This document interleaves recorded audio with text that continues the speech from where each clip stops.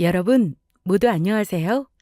저는 서울에 사는 70대 초반의 여성으로 불과 몇 년 전 아주 뼈아픈 사건을 경험했던 사람이기도 합니다. 남편을 먼저 떠나보내고 믿었던 자식놈들에게 배신을 당하며 있는 재산 전부 빼앗기는 일을 당했었으니까요. 눈에 넣어도 아프지 않은 천사 같은 자식이라고 생각했던 아이들은 사실 천사가 아닌 악마 그 자체였습니다. 제 재산을 전부 빼앗자 갑자기 돌변해 저를 괄시하며 식모처럼 부리다 못해 결국에는 차마 인간으로서 하지 말아야 할 짓까지 저에게 하고 말았으니까요. 아직도 그 생각을 하면 이가 갈리고 눈에서 피눈물이 나오는 듯합니다. 그래서 제가 자식놈들에게 당했던 그 일들을 여러분께 들려드리고자 합니다. 다시는 저 같은 사람이 이 세상에 생기지 않길 바라는 마음으로요. 저희 남편은 의사로 동네에서 제법 큰 병원을 운영하는 병원 원장님이었습니다. 돈 없는 불우한 이웃들에게 진료비를 받지 않고 공짜로 진료를 해주고 가난한 학생들에게 장학금도 지원해주며 좋은 일들도 많이 했고요. 그래서 저는 제 자식들도 그런 아빠를 본받아 착한 아이들로 자라날 것이라 믿어 의심치 않았어요. 하지만 그 생각이 전부 저의 착각이란 것을, 삼남매 아이들을 다 크고 결혼해 각자 가정을 꾸린 뒤 남편이 암으로 먼저 세상을 떠나고 나서야 알게 되었습니다. 환자들을 너무 열심히 돌본 탓인지 요즘은 아직 이르다는 70대에 세상을 떠나버렸으니까요. 처음에는 자식들도 저에게 엄청나게 잘했었습니다. 남편이 떠나고 혼자 있는 제가 혹시나 힘들지 않은지, 어디가 아픈 건 아닌지 하루가 멀다 하고 수시로 찾아오며 저를 돌보았죠. 그러던 어느 날 제가 심한 몸살 감기가 걸린 적이 있는데 약을 먹고 취해 잠들어 자식들에게 걸려온 전화를 받지 못했던 것이 아니겠어요? 그러자 아이들은 누가 뭐라 할 것도 없이 바로 저희 집에 불이 나게 달려왔습니다. 그리고 아이들의 목소리에 놀라 잠이 깬 저를 보더니 첫째 아들이며 둘째 아들, 게다가 막내딸까지 저를 부둥켜 안고 울었던 겁니다. 엄마, 왜 이렇게 전화를 안 받아? 혹시 혼자 잘못된 줄 알고 깜짝 놀랐잖아. 맞아. 엄마 혼자 있다 잘못된 줄 알고 우리가 얼마나 놀랐는데. 아빠도 돌아가셨는데 엄마까지 아프면 어떡해. 절대 우리 먼저 두고 가면 안 돼. 맞아. 이젠 우리한테 엄마밖에 없다고. 다 커서 자식까지 있는 녀석들이 어린애들도 아니고 무슨 아직도 엄마 타령이야. 이제 엄마도 나이도 들고 언제 떠날지도 모르는데 그 나이면 이제 엄마 없어도 너희 삼남매 똘똘 뭉쳐서 잘 살아야지. 엄마가 없는데 우리가 잘 사는 게 무슨 소용이야. 그러니까 엄마 아프지 말고 우리랑 같이 오래오래 행복하게 살자. 난 엄마만 있으면 아무것도 필요 없어. 엄마만 있으면 된다고. 큰오빠 말이 맞아. 나도 우리 엄마가 세상에서 제일 좋아. 엄마 나도. 이 둘째 아들도 절대 잊으면 안 돼? 알았어. 아직도 이렇게 아이 같아서야 원. 엄마 열심히 운동하고 관리해서 건강하게 오래오래 너희들 곁에 살도록 노력할 테니까 너희들도 열심히 살아야 한다. 딱 지금만 같이 살아. 부모는 자식 행복밖에 바라는 거 없다. 전 그때까지만 해도 세상에 저희 자식들처럼 부모 위해주는 착한 아이들은 없다며 제 자식들을 아무 의심 없이 믿고 있었죠. 너무나 순진하게도 말이에요. 그러던 어느 날 자식들이 저에게 중요하게 할 말이 있다며 저희 집을 찾아오더라고요. 그러더니 저의 눈치를 보며 첫째가 먼저 조심스럽게 이야기를 꺼냈습니다. 엄마, 정말 미안한데 아빠가 물려주신 엄마목 재산이랑 해서 엄마 재산 전부 이제 우리한테 맡기면 어떨까? 엄마 나이도 있고 아빠 병원까지 팔아서 정리한 마당에 엄마 혼자 돈 관리기도 어려울 것 같고 이제는 우리 도움이 필요하지 않겠어? 그래, 엄마. 엄마가 나이도 있는데 이제 무슨 돈이 필요하겠어. 엄마가 우리한테 재산 전부 똑같이 나눠주면 매달 우리가 엄마한테 용돈 드리면 되잖아. 솔직히 엄마 그 많은 재산 굴리면 큰 돈이 될 텐데 아무것도 안 하고 가지고만 있는 거 너무 아까워서 그래. 그러니까 엄마, 이제 엄마 재산 전부 우리한테 맡겨주라. 앞으로도 우리가 잘할 테니까. 설마 엄마, 우리 삼남매 못 믿는 건 아니지? 앞으로 엄마는 편하게만 있어. 엄마 재산 우리한테 나눠주면 우리가 다 알아서 엄마 잘 모시면서 뭐든 해드릴 테니까. 이참에 엄마 집 팔아서 그것도 정리해서 우리한테 전부 맡기고. 사실 엄마한테 내가 이야기 안 해서 그렇지. 나 요즘 조금 많이 힘들거든. 우리 회사 사정도 안 좋아지고 해서 사원들 하나씩 불러서 희망퇴직 들어갔대. 나보고도 나가라고 하네. 그래서 엄마가 재산 나눠주면 형도 그렇고 회사 관두고 우리 삼남매 같이 사업 좀 해보려고. 형이 괜찮은 사업 아이템 준비한 게 있나 봐. 둘째 너 회사 괜찮은 거 아니었어? 많이 힘들어진 거야? 그리고 첫째 너는 잘 다니던 대기업 관두고 사업이라니. 할 수 있겠어? 그리고 막내 넌 대학 나와서 결혼 빨리 하느라 사회생활도 안 해본 애가 오빠들이랑 무슨 사업이야? 당연하지. 엄마 걱정하지 마. 나 일 잘하는 거 알지? 아무리 대기업에 좋다고 하지만 좀 더 나이 들어봐. 그러면 어차피 회사에서도 눈치 주고 오래 못 버티고 나와야 한다고. 그러다가 중소기업 취업해서 전전하다 결국엔 더 나이 들면 써주는 데도 없어서 내 사업 할 수밖에 없다고. 물론 우리 삼남매 일 한다고 해도 아빠가 물려주신 재산도 있고 하니까 당장은 부족함 없이 살겠지만 우리도 커가는 자식들이 있는데 뭐라도 해야 하지 않겠어? 너희들 정말 엄마 재산 나눠주면 잘 살 수 있는 거야? 혹시 엄마가 재산 나눠주고 나면 엄마 힘없다고 괄시하고 구박하는 거 아니지? 엄마는 무슨 그런 말도 안 되는 소리를 해. 엄마가 우리를 어떻게 키웠는데. 우리 삼남매가 그러면 그건 인간이 아니고 쓰레기지. 오빠 말이 맞아. 엄마는 정말 별 걱정을 다 한다. 알았다. 그러면 엄마가 생각해 볼게. 우와, 엄마 진짜야? 역시 우리 엄마 최고. 정말 고마워. 우리가 앞으로 엄마 평생 호강시켜 드릴게. 엄마, 지금 한 말 진짜지? 엄마 걱정하지 마. 엄마 돌아가실 때까지 우리 삼남매가 엄마 행복하게 잘 모실 테니까. 아이들이 남편을 닮아 사람 살리는 일에 관심을 두고 의사가 되었으면 좋았겠지만 자식 중 그 누구도 남편 하는 일에 관심을 가지는 아이들이 없어요. 남편이나 저나 저희 욕심보다는 아이들 행복이 중요하다는 생각에 특별히 의사라는 직업을 하라며 자식들에게 권하지 않았고요. 물론 남편 병원을 아이들이 물려받았다면 미래 걱정 없이 의사이만 하면 되었겠지만 지금은 그런 상황이 아니니 저 또한 자식들 걱정되더라고요.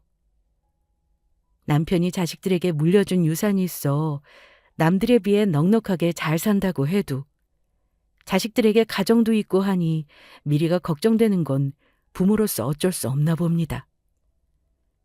그래서 결국 자식들 설득에 전 제가 살던 집까지 정리해서 자식들에게 제 재산 전부를 똑같이 나누어 주게 되었습니다. 주변에서는 그런 저를 말리며 아이들을 절대 믿으면 안 된다고 했지만 말이에요. 나이가 들면 손에 몇 푼이라도 쥐고 있는 돈이 있어야 자식들이 부모한테 함부로 못한다고 하더라고요. 하지만 전 그런 주변 사람들의 걱정에도 그 말을 귀담아 듣지 않았죠. 다른 자식들은 몰라도 천사 같은 저희 자식들만은 결코 부모를 배신하지 않을 거라 철석같이 믿었던 겁니다. 참으로 바보 같게도. 게다가 제가 집을 정리하는 조건으로 자식들이 번갈아 가면서 저를 데리고 있기로 했는데 서로 먼저 저를 모시겠다고 싸우는 자식들을 보면서 어떻게 자식들이 저를 배신할 거라는 생각을 할 수 있었겠습니까? 그때는 몰랐던 거죠. 제 지인들의 충고처럼 자식이라도 결코 믿으면 안 된다는 것을 말입니다. 그것들이 제 재산을 노리고 순한 양의 탈을 쓰고 저에게 잘해줬다는 걸 그때까지는 순진하게 저만 몰랐던 것입니다. 제 자식들이야말로 부모 재산이나 노리며 뭐든 하는 짐승 새끼들보다 못한 것들인데 말이죠. 그 사실을 재산을 자식들에게 전부 뺏긴 후 몇 달이 지나지 않아 깨닫게 되었지만요. 첫째네 집에 저희 짐들을 두고 3달에 한 번씩 자식들 집을 옮기며 생활하기로 자식들과 약속을 했었습니다. 저희 자식들 모두 약속대로 초반에는 저를 극진히 모시며 잘해주었고요. 늙은 사람이 집도 없이 계속해 사는 곳을 옮겨 다닌다는 것이 편한 일은 아니었지만 그래도 그때까지는 자식들 전부 저에게 잘하고 있었고 나 하나 조금 불편한 것 참으면 된다는 생각이었죠. 하지만 그 생각은 얼마 지나지 않아 바뀌고 맙니다. 제가 아주 땅을 치고 후회했으니까요. 제 재산을 전부 자식들에게 주고 나자 자식들 전부 저에게 대하는 태도가 점점 달라지더니 결국에는 저를 무시하며 구박하기 시작하더라고요. 무슨 노예도 아니고 하나같이 약속이라도 한 듯 저를 가정부 취급하며 부려먹었던 겁니다. 특히 맏아들인 첫째가 저를 가장 많이 괴롭혔습니다. 엄마는 이걸 지금 국이라고 끓였어? 우리 집에 얹혀 살면 어느 정도 밥값은 해야 할 거 아니야. 내가 언제까지 엄마를 봐줘야 하는데? 그게 무슨 말이니? 너희 아빠도 그렇고 엄마 친구들은 엄마가 끓여준 미역국 먹으면 다들 하나같이 맛있다고 하던데 뭐가 맛이 없다는 거야? 어떻게 매일 나한테 한마디도 질 생각을 하네? 됐고! 이따위 거지 같은 미역국 앞으로 안 먹을 테니까 절대 끓이지 마. 상위에 올려놓을 생각도 하지 말라고. 알겠다. 앞으로는 조심하마. 게다가 첫째 아들이 저를 무시하니 며느리랑 손주 녀석까지 저를 무시하더라고요. 아들이랑 며느리 눈치가 보여 나중에는 같이 식사도 못하는 상황이 됐는데 저 혼자 주방에서 밥을 찬물에 말아 김치와 먹고 있는데 며느리가 그런 저를 보더니 눈을 흘기며 대놓고 구박하는 거 있죠? 어머 깜짝이야. 어머니 지금 혼자 여기서 뭐 하시는 거예요? 식사를 하시려거든 우리가 안 보이는 방에 들어가 혼자 드시던죠. 무슨 도둑고양이도 아니고 몰래 혼자 나와 밥을 드세요? 제가 집안일 끝나면 되도록 제 눈에 띄지 않도록 하라고 했죠? 알았다. 미안하다. 다음부터는 조심하마. 오늘 하루 종일 한 끼도 못 먹어서 배가 고파 그랬어. 그놈의 밥 타령. 저 노인네는 언제 죽나 몰라. 아주 귀찮아 죽겠어. 밥 먹는 것도 꼴도 보기 싫다니까. 게다가 막내딸 집에 가면 듣기 싫은 잔소리를 하루 종일 들어야 했습니다. 엄마, 빨래를 어떻게 했기에 내 블라우스가 이렇게 된 건데? 이게 얼마짜리인 줄이나 알아? 이거 명품이라고.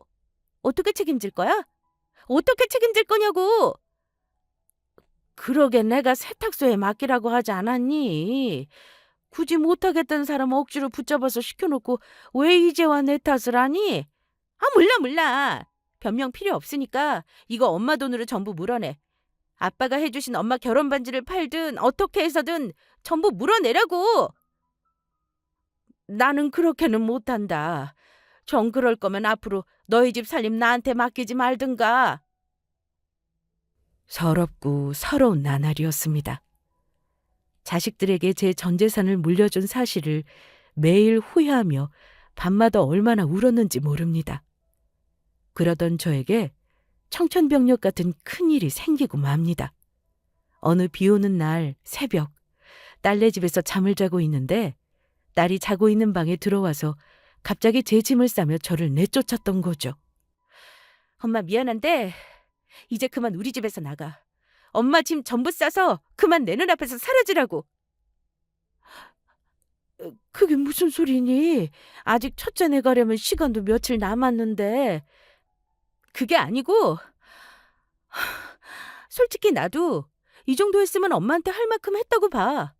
엄마가 준 재산만큼 그동안 나도 자식으로서 엄마 힘들게 모시면서 할 도리는 다 했으니까 앞으로는 우리 집에 올 생각하지 말고 엄마 알아서 살라는 말이야. 너 지금 그게 무슨 소리야? 언제는 내 재산만 주면 평생 나 모시고 잘 살겠다더니 매일 있는 구박 없는 구박 다 당하고 네가 했던 말 그거 전부 거짓이었냐? 너 내 재산 노리고 그동안 나 속인 거였어?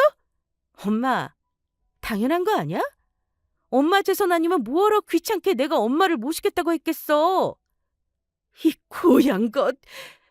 보자 보자 하니까 역시 그런 거였어? 너한테 줬던 내 재산 당장 돌려줘. 내 재산 전부 내놓으라고. 엄마, 이제 와서 그게 무슨 소리야? 내가 미쳤다고 엄마한테 받은 재산을 돌려주겠어? 한 번 주면 끝이라고. 그러니까 그만 내 집에서 나가줘. 그리고 다시는 찾아올 생각 말고. 엄마 나중에 아프더라도 여기엔 엄마 돌봐줄 사람 없으니까 귀찮게 우리 집 찾아올 생각은 꿈도 꾸지 마. 알겠지? 엄마가 찾아와도 내가 바로 내쫓아버릴 테니까. 저는 옷도 갈아입을 사이도 없이 제 짐이 든 여행 가방과 함께 딸네 집에서 쫓겨났습니다. 딸네 집 대문 앞에서 바닥에 주저앉아 땅을 치며 울었죠. 막내딸뿐만 아니라 제가 재산을 물려주자마자 돌변해 저를 무시하고 막대하는 자식들을 보며 저것들이 내 배 아파 낳은 내 자식이 맞나 하는 생각이 들면서 후회만 깊어졌습니다. 하지만 저의 시련은 거기서 끝이 아니었어요. 갈 곳이 없어진 저는 우산도 제대로 쓰지 못한 채 제가 지내기로 한 다음 순서인 큰아들 집에 가게 되었는데 큰아들 집 앞에서 엄청난 걸 목격하고 말았으니까요. 제가 살던 집을 팔며 저희 집에 있던 물건 중 살아생전 남편과 쓰던 아끼던 가구들을 큰아들 집 제 방에 두고 생활하고 있었는데 그 가구들이며 저의 옷가지며 물건들 전부가 큰아들 집 대문 앞에 도로변에 전부 나와 있던 겁니다. 그리고 가구에는 종이 한 장이 붙어 있었습니다. 전부 버릴 물건들이니 필요하신 분들 가지고 가세요. 안 가지고 간 물건들은 나중에 주민센터에 신고해 처리하도록 하겠습니다. 큰아들놈마저 저를 내쫓을 생각으로 저의 짐을 집 밖으로 전부 내놓았던 것입니다. 전 그만 너무 서럽고 화가 나 큰아들 집 배를 있는이껏 눌렀습니다. 주말이라 큰아들네 가족 전부가 집에 있다는 사실을 제가 알고 있는데도 모두 문 열어줄 생각을 하지 않더라고요. 그래서 내린 비를 쫄딱 맞으며 온몸이 젖은 채로 대문을 잡고 쿵쿵 두드렸습니다. 이 못된 것들! 어서 열어! 당장 이 문 열지 못하겠어? 언제든 내 재산만 주면 간이고 쓸개고 전부 줄 것처럼 그러더니 이게 뭐하는 짓거리들이야? 이게 니들 낳아준 부모한테 할 수 있는 재산인 거냐? 니들이 부모를 버리고도 사람이라고 할 수 있겠어? 그러고도 인간이냐고. 아이고, 내가 자식들을 너무 키웠네. 저것들이 내 원수 새끼들인지도 모르고 금이 오기야 내 인생 바쳐가며 키웠어. 그러자 대문 밖에서 우는 제 소리가 시끄러웠는지 첫째 아들놈이 결국 밖으로 나오더군요. 그래서 전 아들놈의 멱살을 잡고 온 힘을 다해 마구마구 때렸습니다. 이 나쁜 놈! 전하의 악독한 것! 네가 어떻게 나한테 이럴 수 있어? 어떻게 나한테 이렇게 뒤통수를 쳐? 어떻게 이렇게 부모 가슴에 내 못을 박아? 이거 놔요. 진짜 아침부터 짜증나게 하네. 그나들은 저를 밀치며 뿌리치고 말았고 저는 중심을 못 잡고 바닥에 넘어지고 말았죠. 바닥에 넘어져 제대로 일어서지도 못하는 저를 향해 큰아들이 말하더군요. 내가 사실 엄마 얼굴 안 보려다가 아무래도 제대로 끝내는 게 좋을 것 같아서 이야기하려고 나온 거야. 다시는 우리 집 찾아오지 마. 아이들도 엄마 싫다고 하고 집사람도 엄마 모시는 거 많이 불편하대. 그러게 우리 집에서 지낼 때 눈치껏 좀 잘하지 그랬어. 우리 앞으로는 다시는 얼굴 보지 말자. 그냥 남남으로 서로 죽었다고 생각하고 모르는 사람처럼 살아. 남도 앞으로는 그렇게 할 테니까. 그리고 괜히 둘째네 찾아가서 지금처럼 쓸데없는 행패 부리지 말고. 어차피 둘째네 지금 해외로 가족여행 가서 집에 아무도 없을 거야. 저기 대문 위에 우리 집 CCTV 보여? 거기로 엄마가 나 때린 장면 다 녹화됐거든? 사람이 어떻게 무식하게 사람을 때려? 다시 찾아오면 나 이 증거 자료들로 엄마 경찰에 폭행죄로 고소하고 스토킹으로 접근금지 명령도 신청할 거니까 엄마 콩밥 먹고 싶지 않은 거면 내 말 듣는 게 좋을 거야. 쪽팔리게 나이 들어서 폭력 전과로 빨간 줄 그어서 살고 싶은 거 아니지?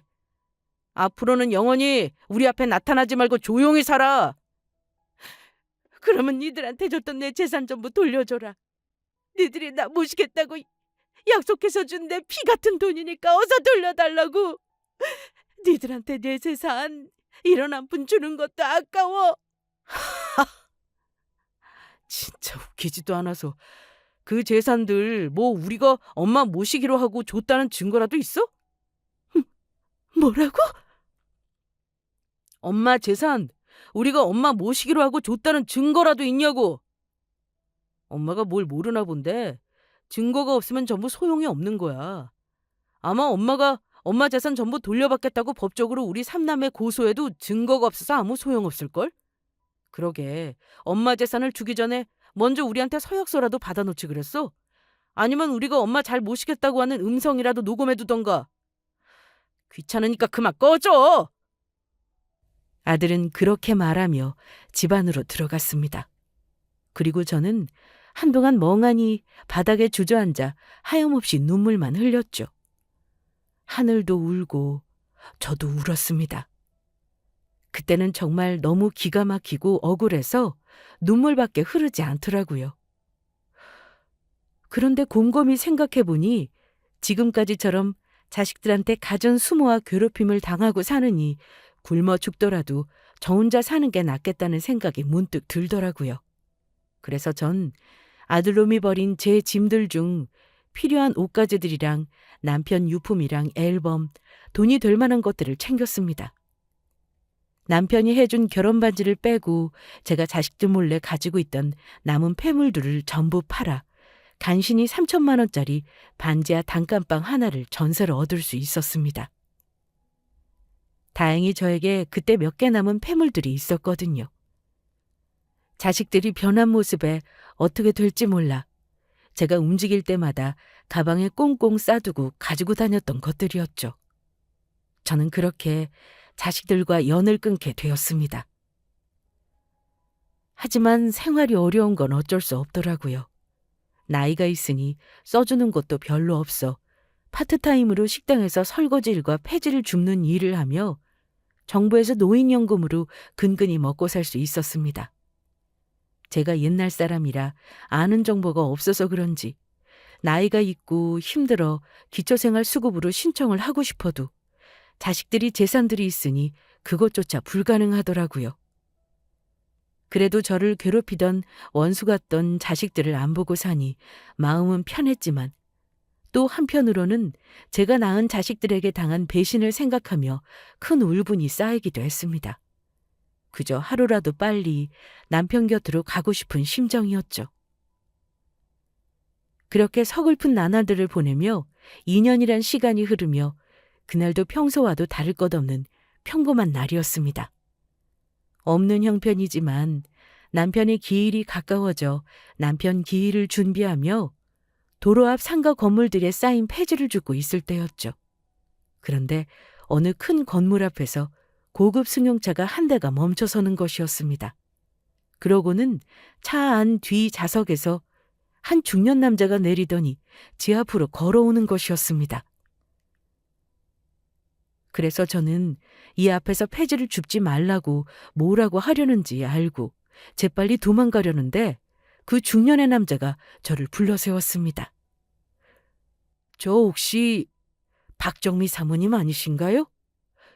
혹시 저 못 알아보시겠습니까? 네? 제 이름을 어떻게, 누구신데 저를 알아보세요? 사모님, 접니다. 최 원장님 병원 앞에서 작은 기계 공장 운영했던 김수광이에요. 네? 김 사장님이시라고요? 아유, 세상에 이렇게 반가울 때가. 어디서 잘 살 거라고 생각하고는 있었는데 이렇게 다시 보니 반갑네요. 사모님, 제가 그동안 얼마나 사모님이랑 최 원장님을 찾아다녔는지 아십니까? 이제야 여기서 뵙네요. 그런데 사모님, 여기서 뭐하고 계세요? 최 원장님은 어디 가시고요? 저에게 말을 걸어왔던 김 사장님이라는 사람은 젊은 시절 저희 병원 앞에서 해외로 수출하는 작은 기계 공장을 운영했던 분으로 저와 남편에게 큰 신세를 졌던 사람이기도 합니다. 그때 한창 IMF가 터지면서 잘 나가던 공장이며 가게며 하나둘씩 망해가던 시절인데 김 사장님네 공장도 다를 바가 없었거든요. 그러다 시간이 지나고 김 사장님 회사도 다른 곳으로 옮기면서 자연스레 서로 연락이 끊기게 되었는데 오랜 시간이 지난 뒤 이렇게 다시 만나게 된 것입니다. 그런데 오랜만에 남편이 살아있던 시절 반가운 얼굴을 봐서 그런지 저는 그만 김 사장님 앞에서 울음을 터뜨리고 말았습니다. 그러자 놀란 김 사장님이 저를 본인의 회사 안 대표 사무실로 데리고 가더라고요. 김 사장님이 차를 세웠던 큰 건물 앞이 바로 김 사장님네 회사였던 거죠. 안 보는 동안 엄청나게 성공한 것인지 김 사장님은 대기업까지는 아니지만 우리나라에서 잘 나가는 유명한 중소기업 회사 대표가 되어 있었습니다. 그래서 저는 그동안 남편이 떠나고 있었던 일들을 김 사장님에게 설명하게 되었죠.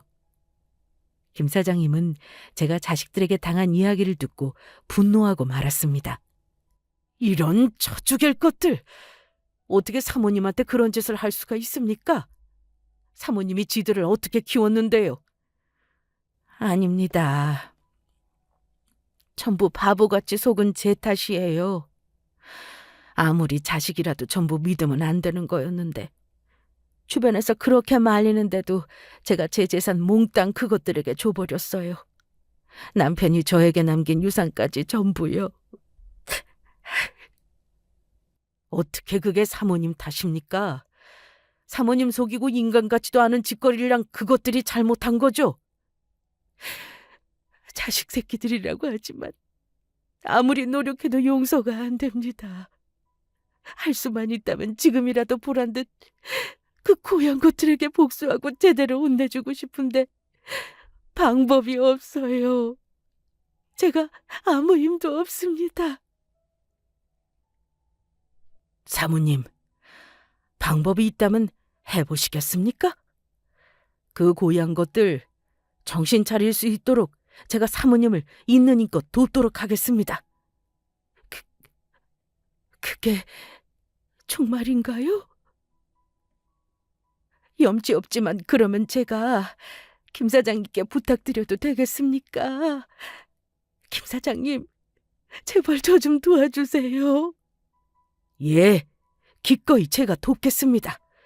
그러니 사모님, 앞으로는 아무 걱정하지 마시고 저만 믿으세요. 사모님 눈에 피눈물 흘리게 한 만큼 제가 그놈들 눈에서도 피눈물 나는 복수 꼭 해드리겠습니다. 그날 김 사장님은 저의 두 손을 꼭 붙잡고 자식들을 제대로 혼내줄 복수의 다짐을 하게 되었습니다. 그런데 며칠 후 남편의 기일을 지낸 다음 날 김 사장님에게 전화가 오더라고요. 급히 할 이야기가 있다면서 김 사장님의 회사로 찾아와 달라는 것이었죠. 그렇게 저는 김 사장님의 연락을 받아 찾아가게 되었는데 대표 사무실에서 김 사장님이 제 앞에 큰 가방 몇 개를 올려놓는 것이었습니다. 김 사장님, 이게 뭔가요? 사모님이 열어보시면 알게 되실 겁니다. 저는 김 사장님의 말대로 가방을 열어본 순간 깜짝 놀라고 말았죠. 하마터면 그 자리에서 기절할 뻔했으니까요. 이, 이게 다 뭔가요? 뭐긴요? 사모님이랑 최 원장님께서 진작 받으셔야 할 돈이죠. 그때 저한테 분명히 저희 회사에 투자하는 거라며 큰돈을 빌려주시지 않았습니까? 그 투자한 금액의 배당금입니다. 그때는 1,000원 한 푼이 아쉬울 때라 바로 돌려드리지 못했지만 사모님과 최 원장님께서 저희 회사에 투자한 것 후회하지 않게 해드리자라는 마음으로 열심히 살았습니다. 그때 사모님과 최 원장님께서 저희 회사를 도와주지 않으셨다면 지금 제가 어떻게 됐을지 아직도 생각하면 눈앞이 다 아찔합니다. 저희 회사 사모님이랑 최 원장님이 살리신 겁니다. 그러니 이 돈들도 응당 사모님과 최 원장님께서 받아야 할 몫이고요. 그때는 남편이나 저나 받을 생각 없이 도와드렸던 건데 이렇게나 큰 돈을 정말 제가 받아도 되는 건가요? 그럼요. 제가 이래봬도 계산은 정확한 편이라 사모님과 최 원장님이 투자한 금액만큼 정확히 계산해서 드리는 거니 편하게 받으셔도 됩니다. 중간에 연락이 끊기지만 않았어도 좋았을 텐데 나중에 최 원장님이랑 사모님 만나면 돌려드리려고 제가 따로 관리하며 늘 준비해놓고 있었는걸요. 자식들도 부모 싫다고 버린 마당에 김 사장님께서 이런 도움 받아서 어떡해요. 정말 감사합니다. 감사해요. 그리고 사모님 자녀분들에 대해 조사해보니 자녀분들이 운영하는 회사가 자금 사정으로 많이 어려워진 것 같습니다. 초반에만 회사가 괜찮았는지 나중에 갈수록 매출이 하락하면서 지금 거의 10분의 1 토막이 난 것 같더라고요. 그래서 그 부분을 이용하면 자녀분들을 정신 차리도록 따끔하게 혼내줄 수 있을 것 같습니다. 사모님께서 제 계획에 따라주시겠습니까? 제가 뭘 어떻게 하면 되는 건가요? 그냥 사모님, 저만 믿고 그냥 따라오시기만 하면 됩니다. 김 사장님이 말한 자식들을 혼내줄 방법은 이러했습니다. 김 사장님은 저희 자식들 회사에 투자할 목적으로 만나자고 한 뒤 그 투자를 전부 취소할 생각이었습니다. 그리고 본인의 정체를 밝히고 저희 자식들의 어떤 잘못 때문에 투자를 취소하게 된 것인지 그 이유를 설명한 뒤 정신을 제대로 차리게 할 목적이었습니다. 그렇게 김 사장님은 저희 자식들과 투자 명목으로 몇 번 만나게 되었고 저희 자식들은 김 사장님이 정말로 자신들 회사에 투자해 줄 거라 철석같이 믿고 있는 듯 했습니다. 김 사장님이 저희 자식들 회사에 투자할 마음이 전혀 없다는 사실을 모른 채요. 그래서 김 사장님은 투자 이야기를 마무리 짓는 척 투자한다는 이야기를 취소하기 위해 저희 자식들을 김 사장님 회사로 부르게 됩니다. 그리고 저는 김 사장님 대표 사무실 옆방에서 김 사장님과 저희 자식들이 하는 이야기를 엿듣게 되었죠. 김 대표님, 이렇게 직접 회사까지 초대해 주시고 정말 감사합니다. 그래서 말인데 오늘 중요하게 하실 말씀이 있다는 게 어떤 건지 여쭤봐도 될까요? 혹시 저희 회사에 투자하기로 결정을 내리신 겁니까? 마음을 정하신 거냐고요. 그래만 주신다면 정말 고마울 것 같습니다. 기회만 주시면 저희 정말 열심히 해보겠습니다. 회사를 있는 힘껏 키워서 김 대표님 은혜에 꼭 보답하도록 할게요. 제가 세 분을 부른 건 그 이유가 아니고 아무래도 저희 회사에서 투자하기가 어려울 것 같아서 그 말씀을 드리러 만나자고 했던 겁니다. 저희 회사 말고 다른 투자처를 알아보시는 게 좋을 것 같습니다. 예? 이제 와서 그게 무슨 말씀인가요? 솔직히 말씀드리면 김 대표님 회사 아니면 저희 회사에 투자한다는 회사도 딱히 없고 그러면 정말 저희 회사 끝장이란 말입니다. 완전 망한다고요. 그러니 제발 한 번만 마음을 돌려주시면 안 될까요? 이렇게 부탁드립니다. 네, 김 대표님. 저희 오빠 말이 맞아요. 저희 김 대표님이 회사에서 안 도와주시면 아무 답도 안 나온다고요. 사람 목숨 살린다는 셈치고 제발 저희 좀 도와주세요. 저야 세 분이 한 회사에 투자하고 싶은 마음이야 굴뚝 같지요. 그래서 저희 쪽에서 먼저 연락을 드렸던 거고요. 그런데 이걸 어찌합니까? 저희 회사 대주주님께서 세 분 회사에 투자하는 걸 완강하게 반대하시는데요. 회사의 사업성도 떨어지고 미래성이 없어 보이신다고 하더라고요. 그 대주주란 분은 누구신가요? 저희가 만나 설득할 테니 저희를 직접 만나게 해주시면 안 될까요? 예, 저희가 만나 설득하겠습니다. 지금 비록 회사가 힘들지만 저희 회사가 얼마나 미래 발전성이 있는 회사인지 잘 설명해 드릴게요. 그러면 김 대표님 회사 대주주란 분께서도 분명 마음에 들어 하실 겁니다. 저희 회사에 투자만 해주신다면 모든 최선을 다하겠습니다. 그런데 가능하겠습니까? 대주주님 말씀으로는 그쪽 분들한테 가진 원한이 많은 것 같던데요. 저희 대주주님께서 힘들 때 그쪽 분들이 많이 괴롭히며 힘들게 했다고 하시면서 매우 분노하고 계십니다.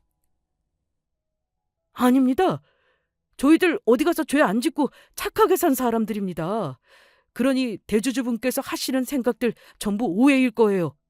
그러니까 만나게 해주시면 저희가 직접 만나 그 모든 오해를 풀고 마음도 돌리도록 하겠습니다. 맞습니다. 모두 오해일 테니 만나게만 해주시면 저희가 얼마나 좋은 사람들인지 알게 되실 거고 그러면 당연히 저희 회사에 투자도 해주신다고 말씀해 주실 거예요. 그런가요? 그러면 안 그래도 지금 제 사무실 옆방에서 쉬고 계시는데 직접 만나고 이야기해 보시겠습니까? 정말인가요? 김 대표님께서 그렇게 해주시기만 하면 이 은혜 평생 잊지 않겠습니다. 김 사장님의 말이 끝나고 바로 인터폰으로 비서에게 이야기했고 이제는 제 차례가 되었음을 깨달았죠. 바로 김 사장님이 말한 회사 대주주로 자식들을 만날 저희 차례 말입니다. 사실 전 김 사장님에게 투자했던 돈의 배당금을 받으며 세금을 내고 나머지 뺀 금액으로 제가 살 집과 생활할 돈을 남겨두고 절반을 다시 김 사장님 회사에 투자한 상황이었습니다. 김 사장님이 저를 위해 대주주라고 말씀해 주시긴 했지만 사실 대주주까지는 아니더라도 자식놈들 앞에서 당당하게 설 어느 정도 조건은 갖춘 셈이죠. 김 사장님의 말씀으로는 제가 김 사장님의 마음에서 회사 최고의 대주주가 맞으니 자식놈들 앞에서 대주주라고 말해도 틀린 말이 아니라고 하시더라고요. 저와 제 남편이 김 사장님의 회사를 살려준 은인이라면서요. 저는 바로 김 사장님 비서분의 안내로 바로 김 사장님과 저희 자식놈들이 기다리는 대표 사무실 안으로 들어갔습니다. 그런데 대표 사무실 안으로 제가 모습을 드러낸 순간 저희 자식들은 아주 놀라 자빠질 표정을 하고 있더라고요. 엄마가 여기를 어떻게... 엄마가 여기는 무슨 일이야? 다시는 우리 앞에 나타나지 말라고 이야기했지. 그런데 몇 년 만에 기어이 우리 일하는 곳까지 따라온 거냐고. 나가. 당장 꺼지라고. 맞아. 지금 회사 다 망하게 생겨서 가뜩이나 골치 아픈데 왜 엄마까지 나타나서 왜 짜증나게 하는데? 그것도 여기가 지금 어디라고 찾아와. 미쳤어? 그때 김 사장님은 자식놈들에게 보란듯이 제 소개를 했습니다. 자, 모두 인사하시죠. 저희 회사 대주주이신 박정미 여사님입니다. 뭐라고? 저희 엄마가 대표님 회사 대주주라니 그게 무슨 소리입니까? 그게 말이 되나요? 지금 거짓말 하시는 거죠? 우리가 맨몸으로 내쫓아서 저희 엄마 알거지일 텐데 갑자기 이렇게 큰 회사 대주주라니. 김 대표님 지금 저희한테 거짓말 하시는 거죠? 제가 뭐하러 거짓말을 하겠습니까? 박정미 여사님이 오늘 제가 만나기로 한 저희 회사 대주주분이 맞으십니다. 그러니 이렇게 편하게 대표 사무실에도 들어올 수 있는 거 아니겠습니까? 아니면 누가 부르지도 않았는데 대표 사무실에 들어올 수 있었겠어요? 저희 엄마가 무슨 돈이 있어서 대표님 회사에 투자를 한 대주주란 소린가요? 박정미 여사님과 부군인 최 원장님이 살아계실 때 두 분께서 같이 저희 회사에 투자를 하신 게 있으시거든요. 그 덕에 어려운 시기 저희 회사가 살아나 이렇게 성장할 수 있었고 그동안 연락이 끊겨 투자하신 만큼의 배당금을 전해드릴 수가 없었는데 최근에 만나 전해드리게 되었습니다. 그런데 거기다가 박정미 여사님께서 받으신 배당금의 절반을 다시 저희 회사에 투자하고 싶다고 하시지 뭡니까? 박정미 여사님께서는 저희 회사 대주주분이 맞으십니다.